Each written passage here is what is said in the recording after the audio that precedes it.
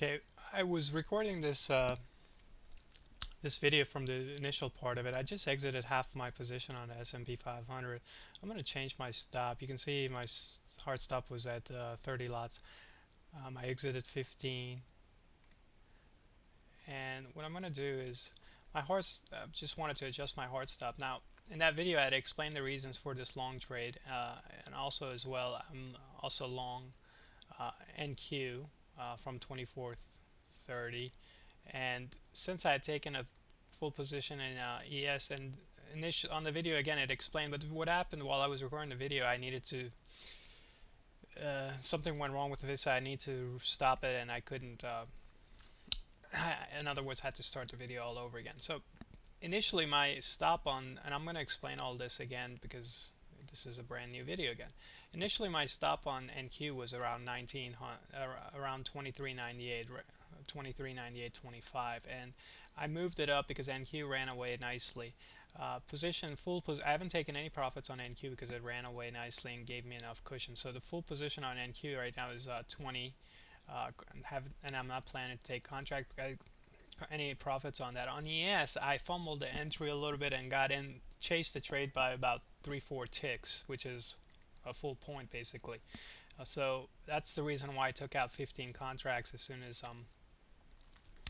the market uh, moved high enough. I had explained on the previous video, which no longer exists. I explained that the reason for this trade is because this is the reason. First of all, the reason I haven't taken any profits on NQ is because I'm looking for this market to continue rallying into the close unless I see signs of complete deterioration in the up move. And the reason for it is because this is the FOMC occurred around this area here, and this is the FOMC. We got a strong push, then we consolidated, and then we began moving higher. Look at the volume index, you can see how volume itself, and we look at the volume index, you can see how it was an uptrend. So people that were selling in these areas, buyers were stepping in and buying, and in fact we couldn't even push into this bar at all. So we came here, there was potential, some selling here, most likely a little bit of long liquidation from those that bought here. Maybe some people try to short sell the market here, and I guess they're getting stopped out now. This market, the internals are very strong right now, should continue moving higher, particularly now that NQ is caught up and YM was pretty much very strong, and NQ had caught up, and now that's why S&P is moving higher as well. So again, we're seeing some selling coming in again in this area, so we need to push above this area. If we don't, then the market could. That's the signs of deterioration that I was talking about. If in fact this holds, this high is not able to be broken.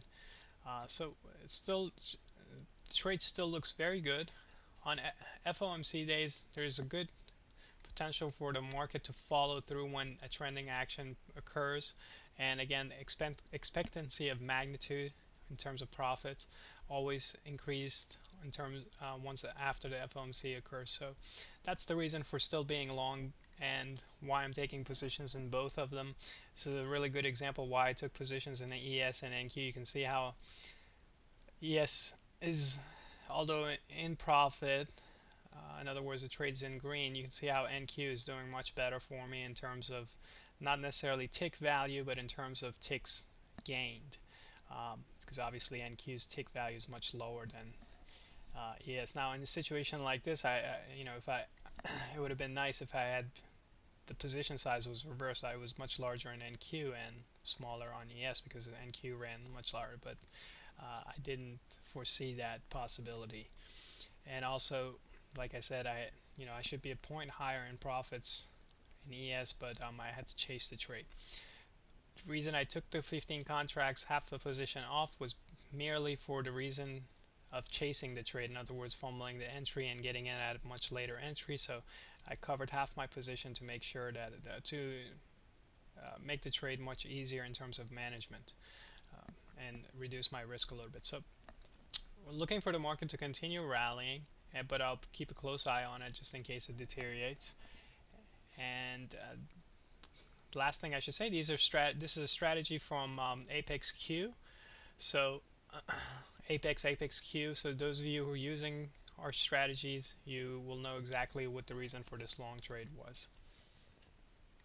Okay, guys, so you can see just an update on the trade. You can see how ES started to run up now nicely, high volumes coming in. I've gotten to a point where there's absolutely no reason for me to not be at break even on both the trades. Okay. Um, I'm gonna do it on NQ too, but I'd like to. Well, NQ now all of a sudden, ES started catching up. In other words, moving up much nicer, and NQ is slowing down a bit, and that often happens. Markets are always moving from inefficient to efficient, if inefficient to as much, between those two extremes, inefficient. Um, you know, let's say this is inefficient, and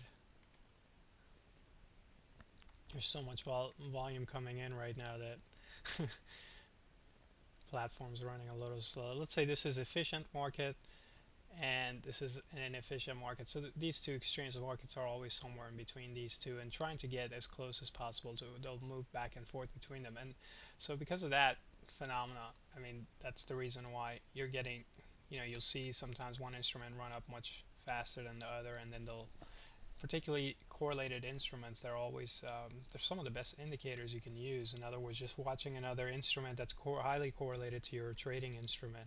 This is why I love trading the e-minis, because when you specialize in the e-minis for your day trading, for example, and you watch YMNQ and ES, you're pretty much watching the entire stock market between these different index features. So not only is it helpful for trading these instruments in terms of a career, a job, but for day trading, but also you can easily trade stocks as well, because once you understand these instruments really well.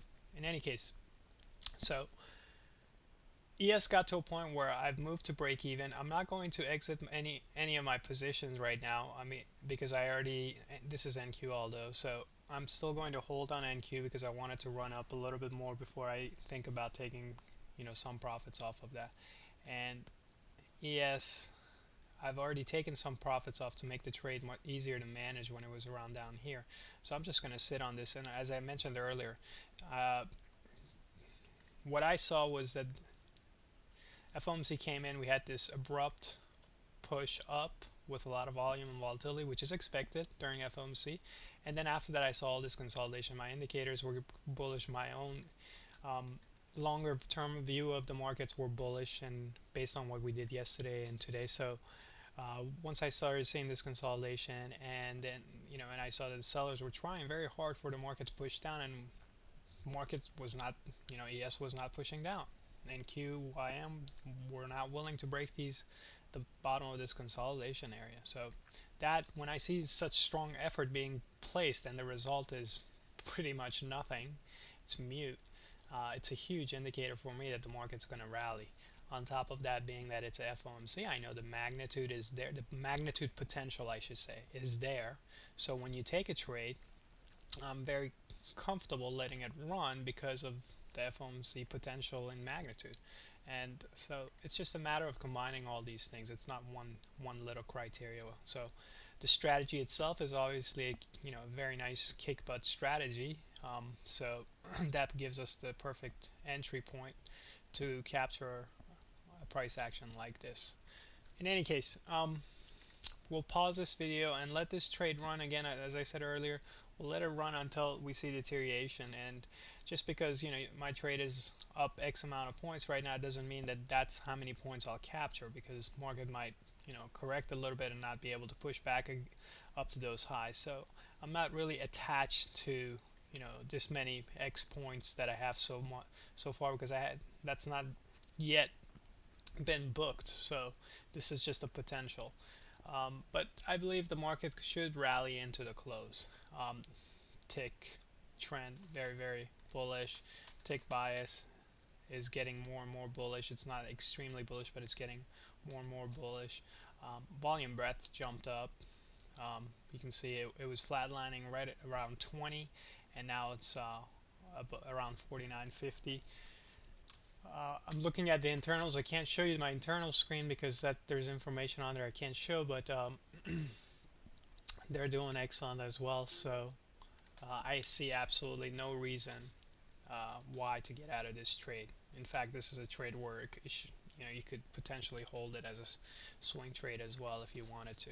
So okay, pause the video. Once we get close to market close, which is in another 20 minutes, I'll come back to it again.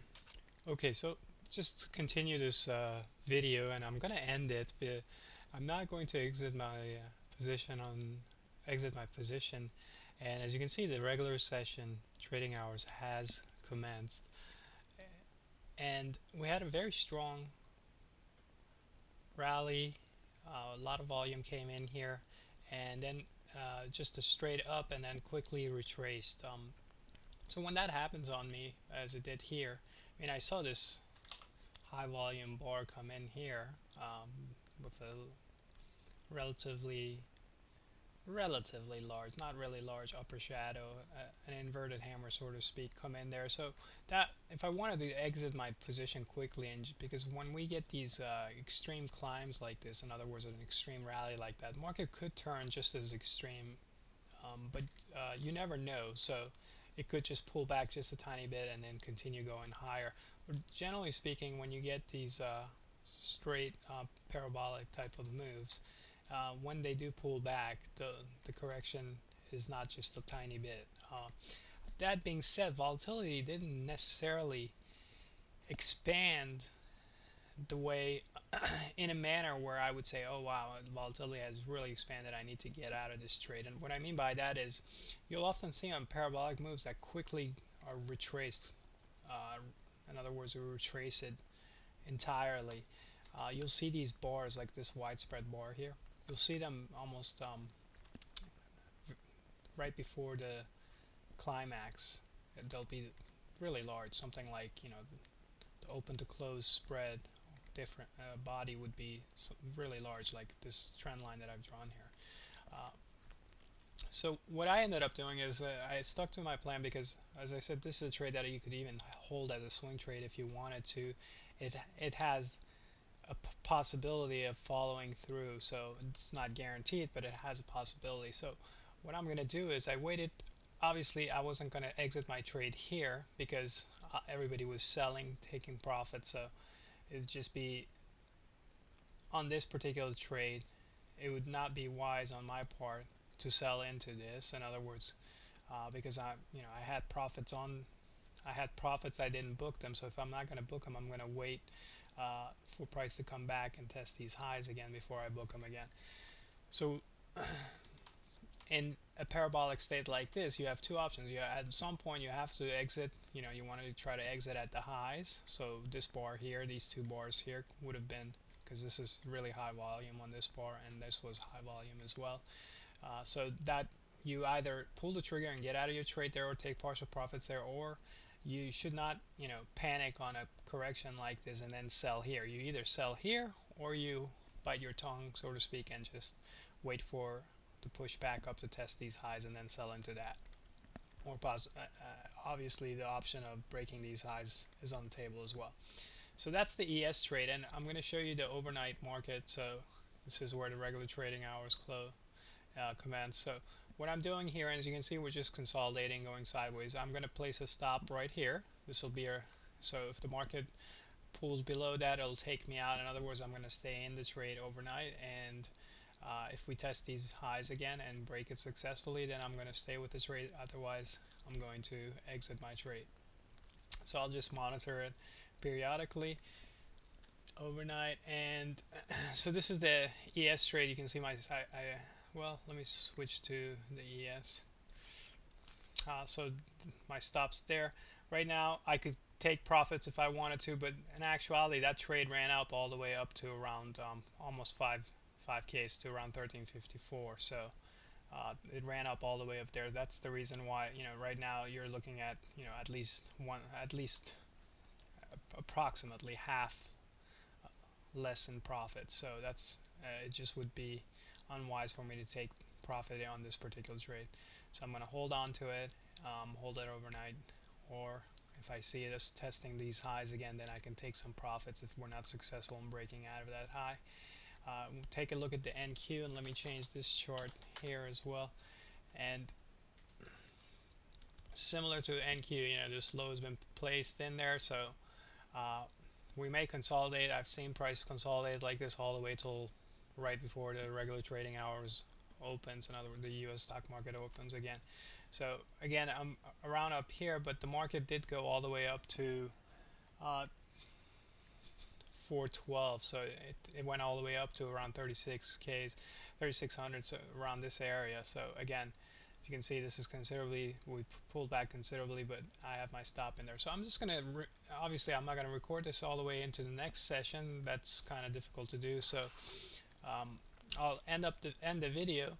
Just a note, anybody who did take this trade and they're not planning to hold it, in other words, you don't want to see this pullback and then say, oh, I'm going to hold it as a swing trade. Okay, now I'm going to hold it. Now, if you do get caught in a situation like that, obviously that's an option you have. But generally speaking, if you're going to hold a trade as a swing trade, you should have that determination before you even enter the trade. Okay, or as the trade is unfolding, you should make that determination, not once you get in trouble. Again, once you get caught in trouble like this, where you get a severe pullback, you can make that adjustment, but you should understand that you're also a part of it might be